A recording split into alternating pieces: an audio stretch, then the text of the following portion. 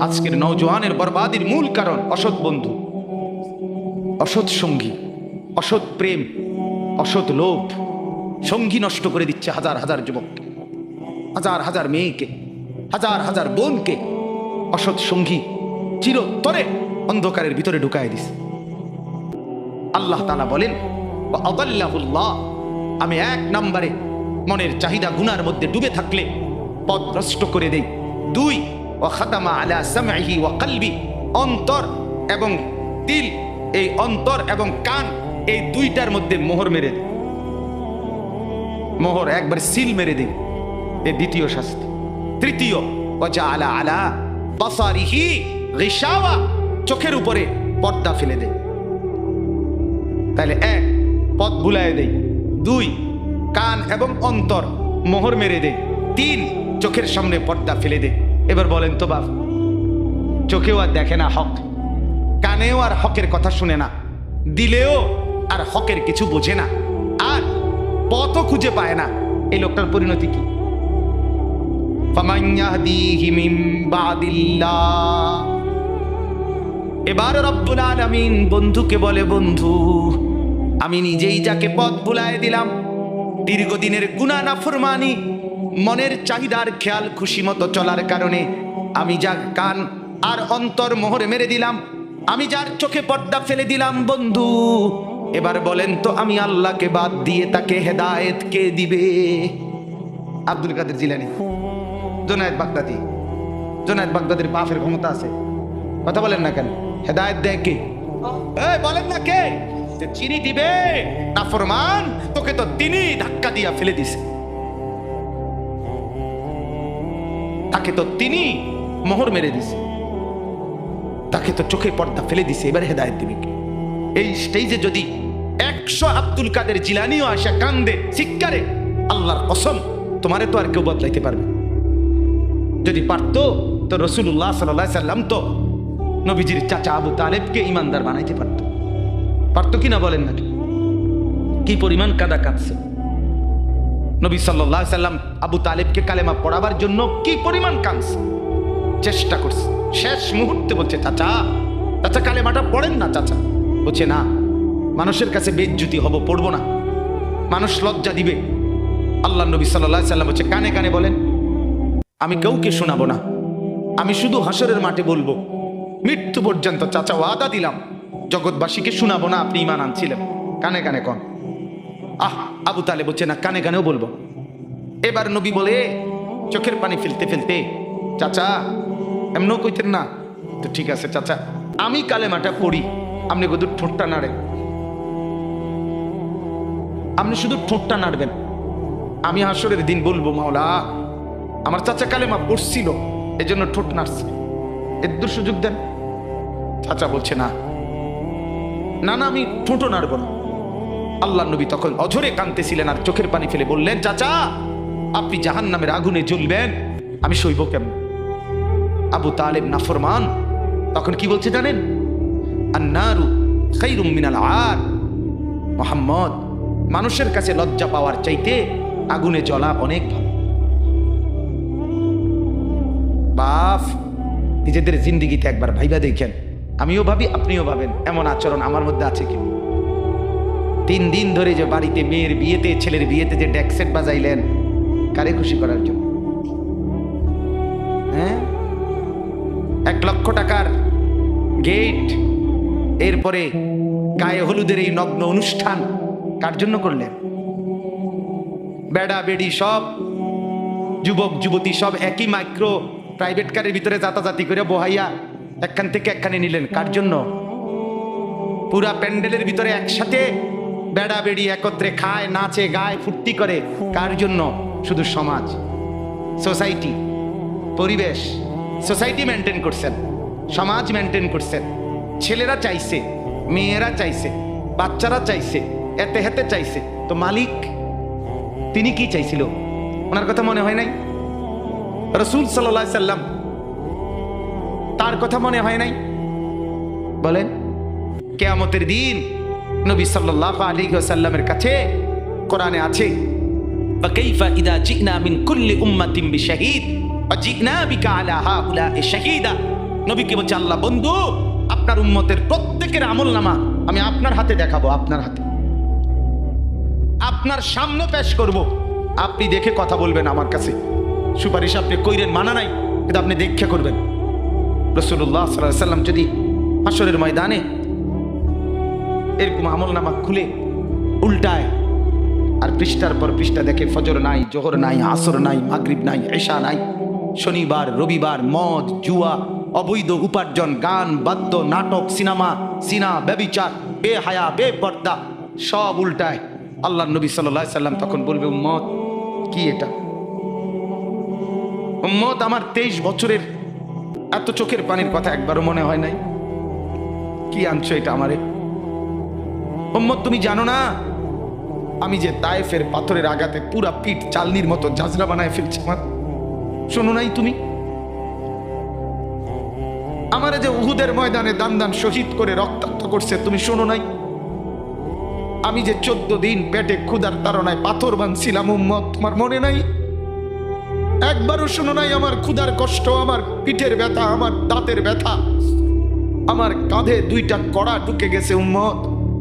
আমার ঘরে 3 মাস আল্লাহর নবীর স্ত্রী আয়েশা বলছে আল্লাহর কসম উম্মত, নবীর স্ত্রী বলছে 3 মাস 3টা সূর্যাঁদ উঠছে ডুবছে, রাআইনা হিলালান সুম্মা হিলালান সুম্মা হিলালান, 3 চাঁদ 3 মাসে নবীর 9 জন বিবির কারো ঘরে আম্মা জান আয়েশা বলে এক ফোঁটা চুলায় আগুন জ্বলে নাই। মা আওকাদাত ফি আবিয়াতে রাসূলিল্লাহ নারুন, নবীর একজন বিবির ঘরেও আগুন জ্বলে নাই। আল্লাহ নবীর স্ত্রী আয়েশা একদিন বলছিল নবীকে পিঠে হাত বুলাইয়া, ইয়া রাসূলুল্লাহ স্বামী আপনার পিঠ ছিদ্র ছিদ্র কেন? পুরা পিঠ চালনির মতো ছিদ্র ছিদ্র কেন? আপনার কি ছোটবেলায় বসন্ত রোগ হয়েছিল, গোটা হয়েছিল?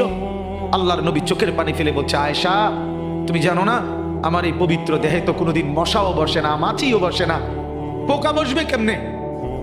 আমার পবিত্র দেহে তো হাঁটলে মেশকের গ্রান বের হয়, আমার পেশাব পায়খানাও তো কোনোদিন জমিনের উপরে 1 সেকেন্ড থাকে না, মাটি ফাঁক করে ভেতরে নিয়ে যায়, সেই আমার গায়ে গোটা হবে কেন? আয়েশা এগুলো আমার তায়েফের পাথরের আঘাতের রক্তের দাগ।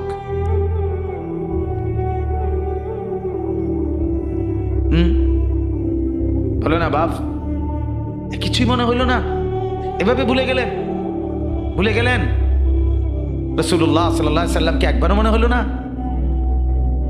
আল্লাহকে ভালোবাসেন, নবীকে ভালোবাসেন, আখিরাত চিনেন? এই বাপ আমি আপনাদের সন্তান, আমার বাবা আপনাদের মহল্লায় 43 বছর এই বড় মসজিদের ইমাম ছিলেন, একদিন 2 দিন না।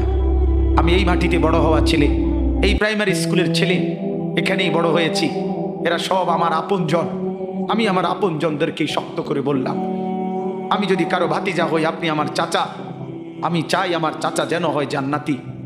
আমি যদি কারো নাতি হই আপনি আমার দাদা, আমি চাই আমার দাদা যেন হয় জান্নাতি। আমি যদি কারো ভাই হই বন্ধু, তো আমি চাই ভাই 2 ভাই মিলে একসাথে হই জান্নাতি।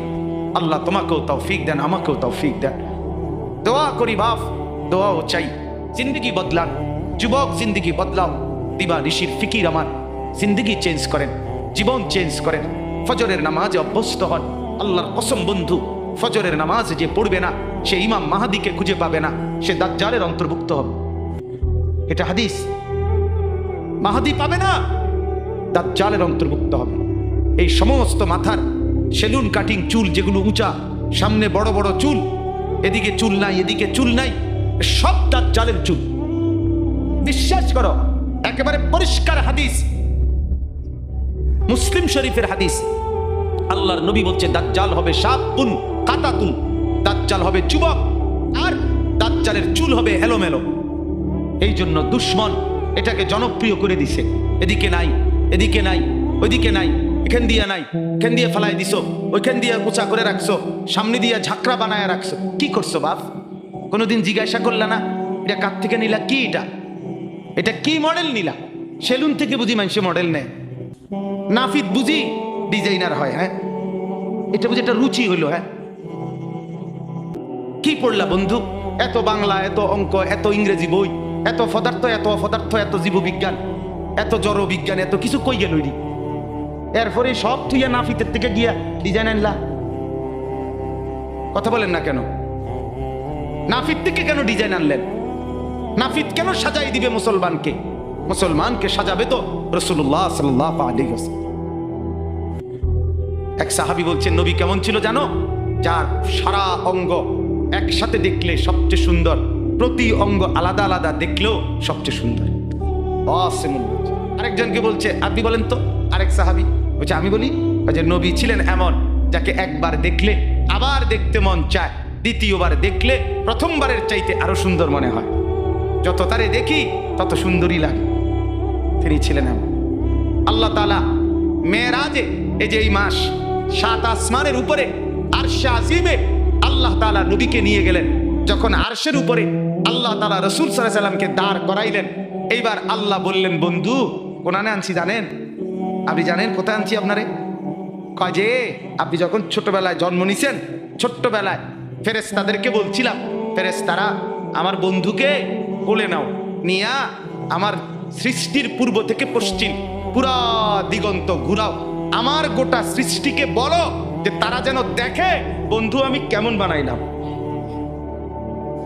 দেখো, দেখ আসমান দেখো, জমিন দেখো, বন্ধু আমি কেমন বানাইলাম। নাক দেখো, চোখ দেখো, ঠোঁট দেখো, মুখের চাহনি দেখো, চেহারার রং দেখো, চোখের পলক দেখো। এরপরে আল্লাহ 7 আসমানে আরশে আজিমে নিয়ে এইবার আল্লাহ বললেন, বন্ধু সেদিন ছোট্টবেলায় কোলে আপনারে সবাই দেখছে, এবার সব কিছুর উপরে আইনা, উপরে শুধু আমি আল্লাহ, তার নিচেই আপনি। এবার আপনি দেখেন গোটা সৃষ্টি আমি কেমন বানাইলাম। ওই সময় ওরা দেখছে, এখন আপনি দেখেন, আপনি দেখেন। সুবহানাল্লাহ, এত বড় মর্যাদা সম্পন্ন রাসূল, তাকে ছেড়ে দিলেন, তাকে ত্যাগ করলেন। আল্লাহ আমাকেও বুঝ দান করেন, আমাদের প্রত্যেককে বুঝ দান করেন। শেষ কথা এটাই, আফালা তাযাক্কারুন। আল্লাহ বলে, বান্দা আমি কিন্তু গুনাহ লম্বা হইলে, নাফরমানি লম্বা হইলে, আমার অবাধ্যতা লম্বা হইলে, মনের চাহিদা মতো খামখেয়ালি করিলে আমি কিন্তু গোমরা করে দেই, আমি মোহর মেরে দেই, চোখে পর্দা ফেলে দেই, আর হেদায়েত দিবার কেউ থাকে না। আফালা তাযাক্কারুন। আমার বান্দা উপদেশ কি নিবা না?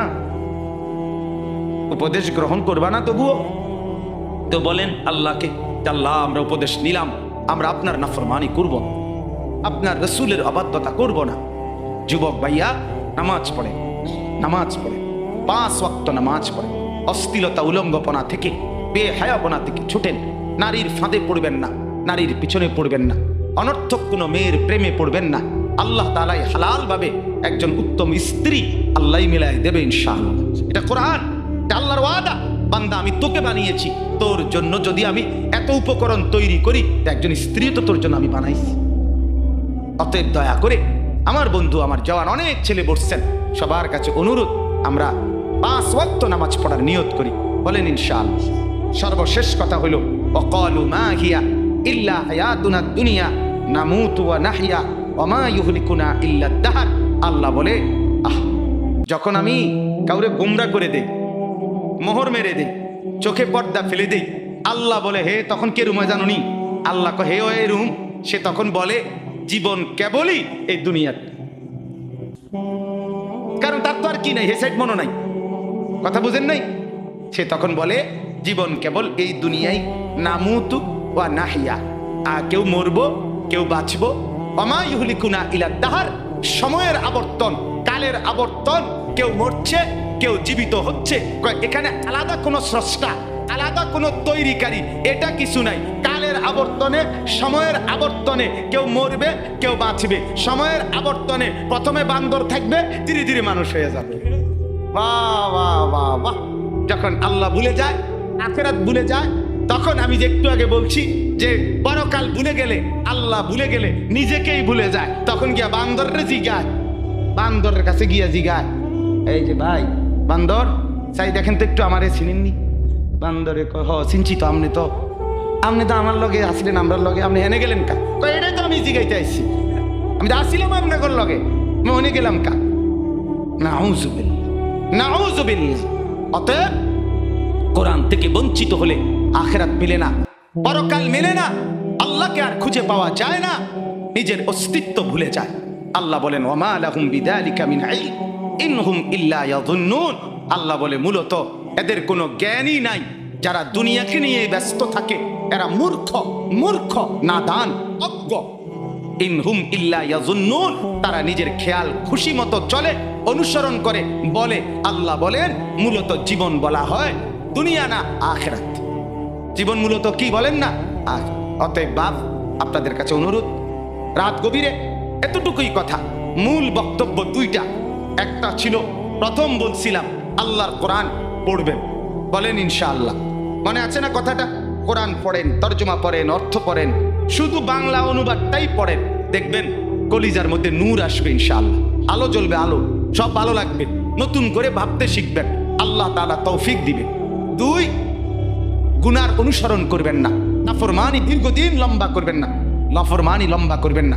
মদ খাওয়া ছেড়ে দেন, জুয়া খেলা ছেড়ে দেন, গান বাদ্য ছেড়ে দেন, অশ্লীলতা ছেড়ে দেন, নাটক সিনেমা ছেড়ে দেন, নর্তকীর নাচ দেখা ছেড়ে দেন, উলঙ্গপনা ছেড়ে দেন, গান বাদ্য ড্যাকসেট বাজানো এগুলো বন্ধ করে দেন। যার ঘরে রঙিন টেলিভিশনে নর্তকী নাচে সেই নর্তকীর নাচ বন্ধ করে দেন। প্রত্যেকের হারাম রোজগার, সুদ, ঘুষ, অবৈধ ইনকাম এটা বন্ধ করে দেন। দুনিয়া অল্প অল্প অল্প। আল্লাহ তাআলা আমাদের প্রত্যেককে আখিরাতের প্রস্তুতি নেওয়ার তৌফিক দান করেন, বলেন আমিন।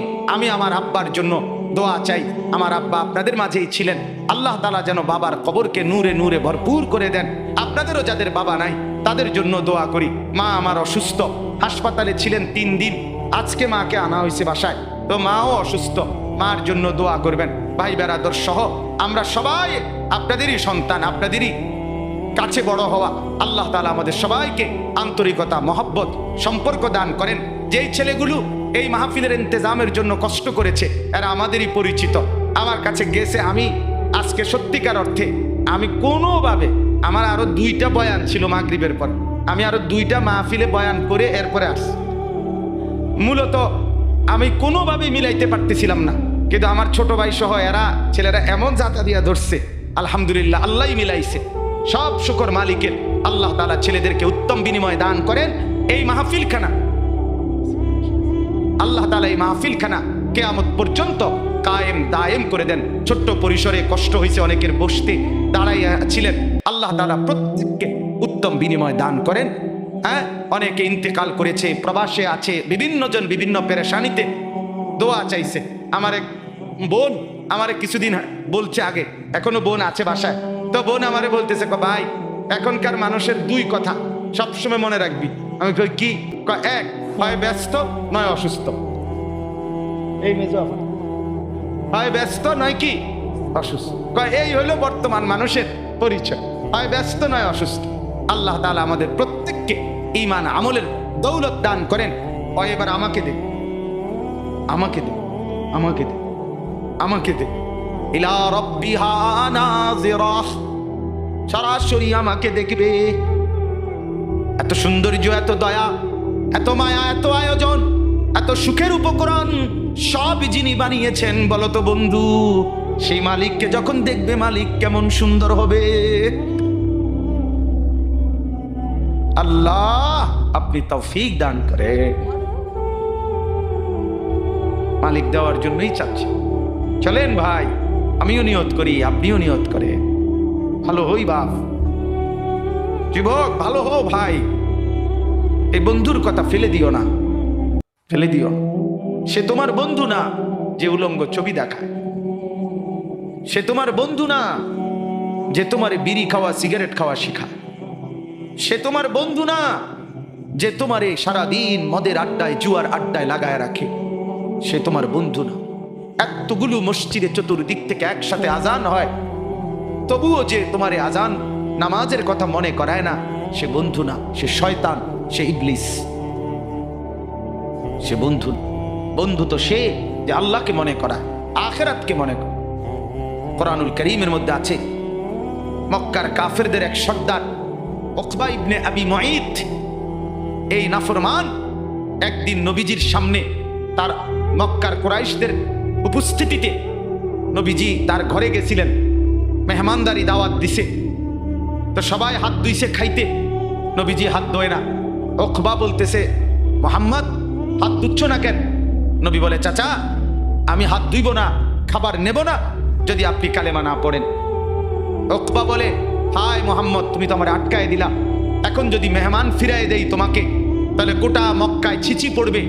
সর্দারের ঘর থেকে মেহমান না খেয়ে চলে গেছে, এটা তো আমি সইতে পারি না। যাও কালেমা পড়ে নিলাম। কালেমা পড়ছে, পরে নবীজি খানা খাইছে, নবীজি চলে গেছে। সব কাফের সর্দার এগুলো, উমাইয়া ইবনে খালফ, আস ইবনে ওয়াহিল, আবু জেহেল, আবু লাহাব, এই নাফরমানরা এবার উকবা ইবনে আবি মুঈদকে একবারে টাইটসে ধরছে দাতা দিয়া। এই দোস্ত, বন্ধু, কামটা করলা কি? কি একসাথে বন্ধুত্ব, একসাথে চলি ফিরি, আজকে এত বছর একসাথে বন খাই, একসাথে বিড়ি খাই, একসাথে গপ মারি, একসাথে মানুষের বেডিতে দিকে ফিসে ফিসে হাঁটি। এই যে এতদিনের সম্পর্ক, আমরা সব সিটারি একলগে করি, সব পাটফারি একলগে করি, তুমি কামটা কি করলা? এতগুলো বন্ধুর ইজ্জতের দিকে না তাকাইয়া মুহাম্মদের কালেমা পড়ে ফেললা। দোস্ত, মনে তো চাইছিল না, তো বিপদে তো পড়ছি, তোমরাই দেখছো। কালেমা না পড়লে সে তো চলে যাবে, তাইলে তো আমার বদনাম হবে। মেহমান ফিরে গেছে, সেটা তো আমি চাচ্ছিলাম না। অন কি করতাম কও?